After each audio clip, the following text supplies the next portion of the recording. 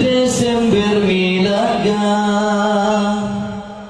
Gitanyo ke nanti masa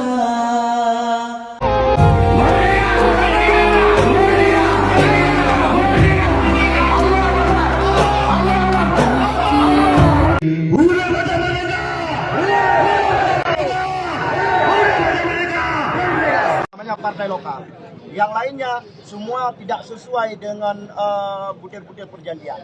Dari banyaknya perjanjian itu apa yang paling urgent mungkin yang harus diselesaikan saat ini, Pak? Semua urgent.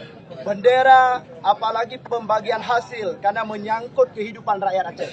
Maka pembagian hasil hari ini yang tercantum dalam perjanjian itu 70-30 ini masih jauh sekali. Maka itu semua adalah harapan baru bagi rakyat Aceh. Maka kita berharap untuk pemerintah pusat janganlah berkhianat terhadap rakyat Aceh kembali. Oh jelas, karena bukan sebenarnya Aceh nggak miskin, tapi dimiskinkan oleh negara Republik Indonesia berpuluhan tahun. Betul.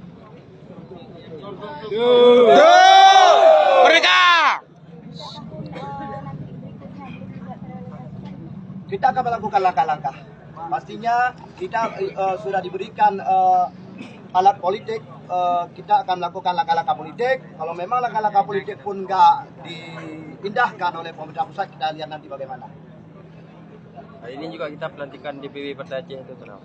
Apa target kita dalam pemilu 2020? Target pastinya kita akan menguasai parlemen sebesar-besarnya. Karena hari ini kita sudah melihat 15 tahun sudah kita masuk dalam parlemen. Artinya parlemen itu kebanyakan dipenuhi oleh partai-partai di luar Partai Aceh.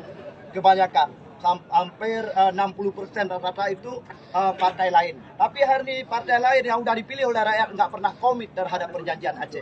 Buktinya semua parlemen tidak mau membahas satu ke satu hasil perjanjian MUISG. Maka hari ini kita berharap kepada seluruh rakyat, maka kembali bersatu dalam Partai Aceh. Kita mau menyelesaikan persoalan perjanjian antara Aceh dengan pemerintah pusat. Allahu Akbar. Merdeka. Merdeka. Sebanyak-banyaknya. Kalau bisa 100%. Amin. Allahu Akbar. Aceh merdeka. Yang berkelip jinan. Yang berkelip jinan. Bintang bulan semangat perang Bendera Aceh merdeka Yang beriring tanyo berperang Demi bangsa dan agama